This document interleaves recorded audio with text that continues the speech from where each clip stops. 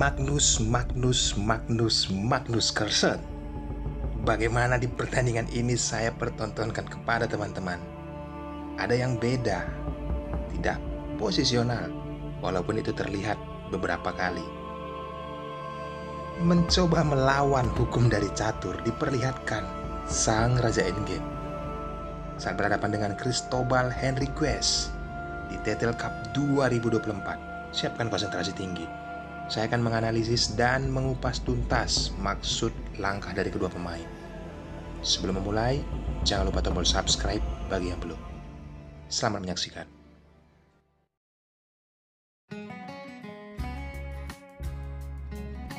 Cristobal Henriques, pemegang buah putih, memulai dengan pion ke G4 Hungarian opening diperlihatkan di papan. Magnus merespon langsung pion ke H4. Putih di sini teman-teman, yaps, menempatkan kuda ke F3. Lagi-lagi Magnus hanya memainkan satu buah, mengorbankan pion. Vanquished Gambit sudah terjadi di papan. Persilahkan, pion tersebut dipukul. Putih pun mengambilnya teman-teman. Tujuan Magnus jelas dalam pembukaan Hungarian opening ini, mengorbankan pionnya. Setelah pion center dimainkan, dibalas dengan pion ke D4, Magnus Carlsen langsung mengeksekusinya. Tidak langsung dipukul oleh menteri. Menempatkan kuda ke F3. Nanti setelah hitam pion ke D5, barulah kuda memukul pion ke D4. Selanjutnya, hitam langsung pion ke C5 mengancam kuda. Kuda mundur kembali ke F3. Hitam kuda ke C6, lalu putih gajah ke G2. Inilah yang diciptakan oleh Magnus Carlsen. Tujuannya sangat jelas, menyerang dari sayap menteri. Jalur H sudah terbuka, dikuasai oleh bentengnya. Berharap putih rokade sayap raja, dan dia rokade sayap menteri. Kita lanjutkan dengan kondisi seperti ini. Tahap pertama sudah terjadi, kuda ditempatkan ke F6, lalu gajah memaku posisi kuda. Respon Magnus mengeluarkan gajah ke E7. Putih pun rokade sayap raja. Langsung cepat direspon oleh Magnus, gajah ke E6. Persiapan untuk rokade sayap menteri teman-teman. Apabila menteri nanti sudah dinaikkan, tidak menduduki posisi baris ke-8. Kuda ke C3. Ada pion mengancamnya. Tujuan dari Cristobal memindahkan posisinya, pertukaran. Berharap gajah dipukul oleh gajah. Karena apa? Dia bertujuan untuk memanuverkan kudanya bila gajah yang memukulnya menempatkan kuda ke E4. Gajah mundur, barulah dia memainkan pion ke H4 mensupport kuda nanti di kotak G5. Tetapi itu dilihat jelas oleh Magnus. Dia tidak memukul gajah dengan gajah. Tetap fokus utama memainkan pion ataupun memukul gajah dengan pion, membuka jalur G kembali. Permainan berlanjut, kuda ke E4, ada pion ke F5.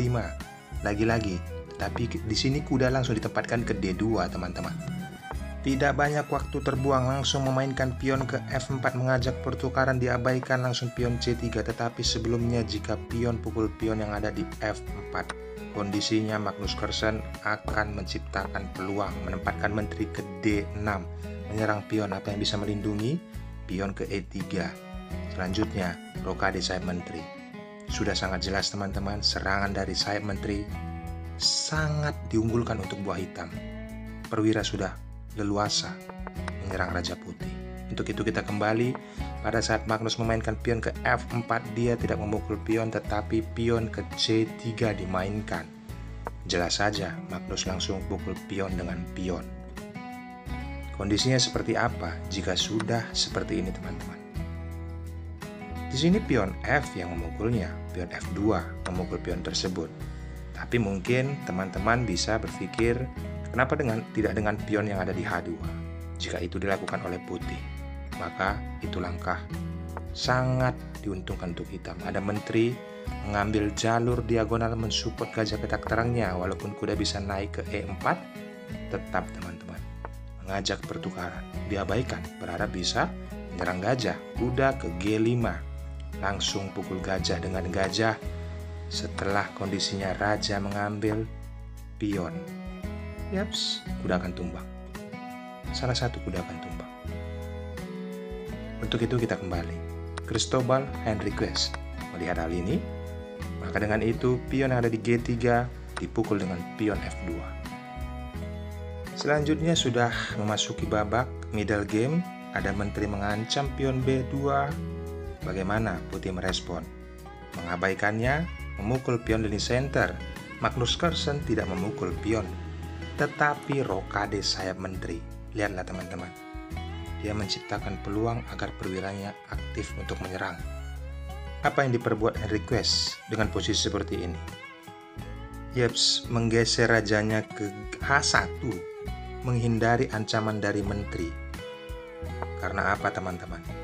Jika putih langsung serakah memukul pion yang ada di C5, kita akan analisis apa yang akan terjadi. Hitam akan memukul pion tersebut dengan gajah tempo skak. Raja bergeser. Ada gajah mengancam posisi kuda. Ini langkah ataupun posisi strategi sekarang diuntungkan oleh buah hitam karena perwiranya aktif menyerang raja putih. Maka dari itu kita kembali ke partai aslinya, tidak pion pukul dengan pion tetapi raja bergeser ke H1, hitam juga raja ke B8, lalu menteri melepaskan pinan dari benteng, menempatkan menteri ke C1. Magnus Carlsen memukul pion dengan kuda, ancaman kepada pion E2. Yaps, sudah seperti ini, memainkan kuda ke C4. Tetapi sebelum kita langkahkan, kita lihat rekomendasi dari komputer. Posisi seperti ini, komputer menyarankan menempatkan menteri ke C3. Tidak mungkin kuda memukul pion karena ada tempo skak. Kuda akan tumbang. Atau satu lagi, dengan kondisi pada saat menteri ditempatkan ke C3, kuda tidak pukul pion tetapi kuda pukul kuda. Langsung dipukul kembali oleh kuda teman-teman. Benteng ke H5 berharap menumpuk di jalur D. Pion menyelamatkan diri agar menteri bisa leluasa. Ini masih berimbang teman-teman. Dan langkah ini rekomendasi dari komputer. Cristobal Henriques tidak memainkan menteri tersebut, langsung menempatkan kudanya ke C4 menyerang menteri hitam.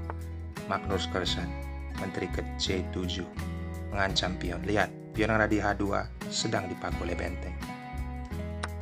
Dilanjutkan, kuda pukul kuda. Magnus Carlsen memukulnya dengan benteng. Bagaimana kuda di sini terancam? Ya, putih harus menyelamatkannya. Kondisi pion yang ada di G3 diambil oleh Magnus, teman-teman. Selanjutnya, kuda ke F3. Simpelnya mungkin menyelamatkan pion yang ada di H2, melindunginya. Tetapi langkah Magnus ini sangat powerful seperti thumbnail kita. Gajah datang, merubah semuanya. Kemana penempatannya teman-teman? Ke D6. Selesai. Cristobal Henriques menyerah. Karena apa menyerah? Bukankah perwira masih sangat solid untuk membantu? Lagian ada kuda yang menjaga pion A2.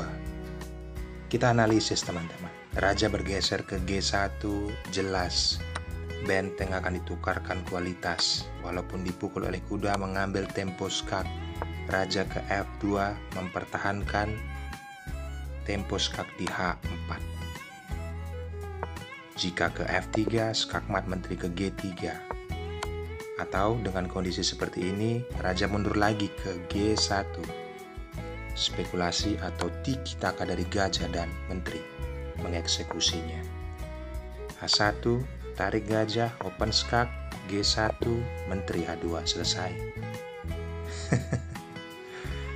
Magnus mencoba ataupun memberikan permainan di awal melawan hukum catur dan akhirnya mendapatkan sebuah kemenangan. Ambil pelajaran pentingnya teman-teman. Sedetail itu dia mengambil langkah safety, mengorbankan beberapa pion tetapi berpeluang untuk membuka perwiranya menyerang raja lawan. Sekian dulu videonya dan bye-bye.